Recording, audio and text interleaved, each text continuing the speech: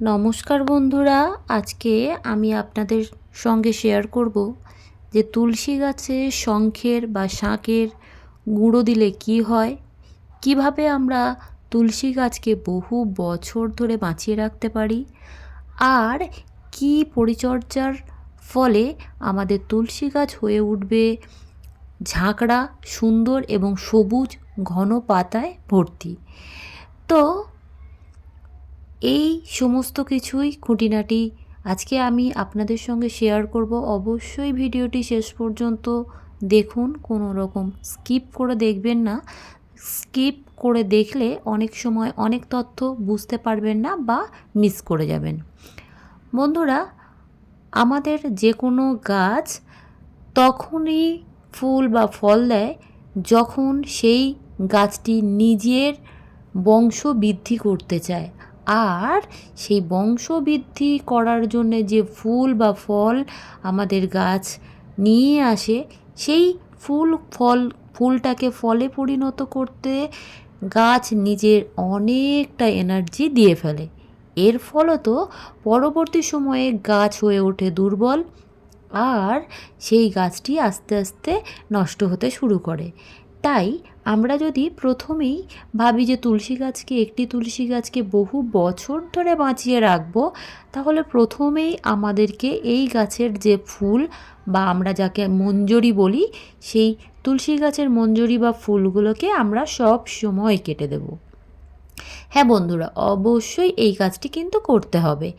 আর মঞ্জরি যখনই আমরা কাটবো, সেই মঞ্জরি সাইড দিয়ে দিয়ে আবারও নতুন নতুন ডালপালা ছাড়তে শুরু করবে তুলসী গাছ, আর একটা সময় পরে একটা বুশি আকার ধারণ করবে।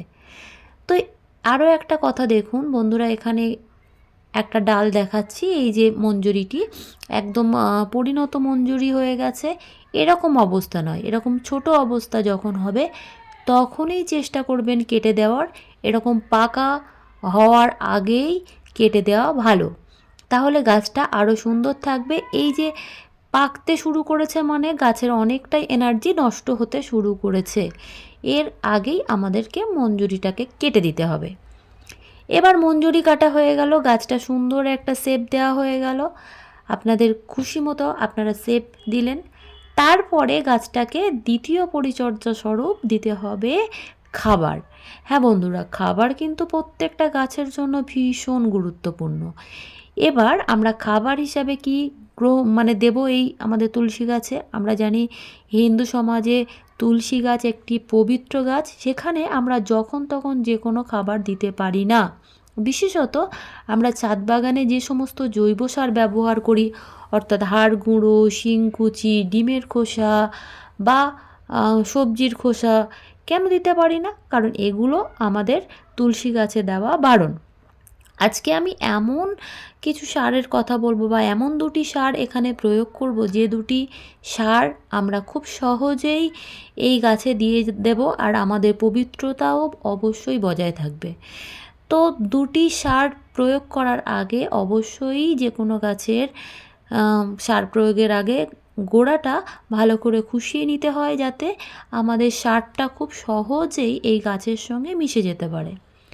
তো বন্ধুরা, প্রথম যে সারটি এখানে ব্যবহার করা হচ্ছে, দেখুন এখানে যে সরিষার খোল আছে, সরিষার খোলটা আমি মিক্সিতে একদম গুঁড়ো করে নিয়েছি খুব সহজে, অল্প পরিমাণে, জাস্ট হাফ চামচ মতো, ছোটো চা চামচের হাফ চামচ মতো দিলাম এই সরিষার খোলের গুঁড়ো, আর সেটিও মাটির সঙ্গে খুব ভালো করে আমি মিশিয়ে দিচ্ছি। তো এই সরিষার খোলের মধ্যে প্রচুর পরিমাণে নাইট্রোজেন আছে, আর নাইট্রোজেন কিন্তু আমাদের গাছে সুন্দরভাবে পাতা আসতে সাহায্য করবে, গাছকে সবুজ সতেজ রাখবে। এবার আসছি দ্বিতীয় যে সারটি আমি এখানে ব্যবহার করছি, এটি হলো শঙ্খ বা শাঁখের গুঁড়ো। হ্যাঁ বন্ধুরা, এখানে শঙ্খের গুঁড়োতে আছে প্রচুর পরিমাণে আয়রন, আছে ক্যালসিয়াম, আছে ম্যাগনেসিয়াম এবং আছে বেশ কিছুটা জিঙ্ক। তো এই শঙ্খের গুঁড়ো, আমরা জানি শঙ্খ আমাদের কাছে ভীষণভাবে পবিত্র একটা জিনিস, আর যেহেতু এটি পবিত্র একটি জিনিস, আমরা তুলসী গাছের গোড়ায় অনায়াসেই দিতে পারি। তো এখানে হাড় গুঁড়ো, শিংকুচি, ডিম খোল এই সমস্ত ব্যবহার না করে অল্প পরিমাণে শঙ্খের গুঁড়ো দিলাম, যেটি আমাদের গাছকে ভীষণভাবে ভালো রাখবে, গাছকে মানে একটা সুন্দর একটা রূপ দিতে সাহায্য করবে। এবার এই যে শঙ্খের গুঁড়ো ব্যবহার করলাম, তারপরে এখানে পর্যাপ্ত পরিমাণে জল দিয়ে দিলাম।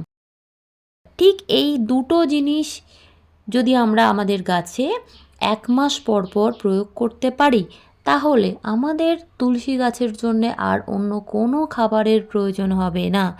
প্রত্যেক মাস পরে মানে 1 মাস পর পর আমরা একই খাবার ব্যবহার করব, এবং যখনই এই গাছে মঞ্জরি আমরা দেখতে পাবো, অবশ্যই সেই মঞ্জরিগুলোকে কেটে দেব। তো এইভাবে যদি আমরা আমাদের তুলসী গাছগুলোকে রাখতে পারি, একটা সময়ের পরে তুলসী গাছটা খুব সুন্দর হয়ে উঠবে, আর তুলসী গাছের গোড়াটাও ভীষণ মোটা হয়ে যাবে, যেটা দেখতে কিন্তু অসাধারণ লাগে। ভিডিওটি কেমন লাগলো অবশ্যই কিন্তু কমেন্ট করে জানাবেন। আর আপনি যদি আমার এই চ্যানেলে নতুন হয়ে থাকেন, অবশ্যই চ্যানেলটিকে সাবস্ক্রাইব করে পাশে থাকবেন। আর বন্ধুরা, এতক্ষণ ধরে মূল্যবান সময় দিয়ে যারা এই ভিডিওটি দেখলেন, তাদেরকে অসংখ্য ধন্যবাদ।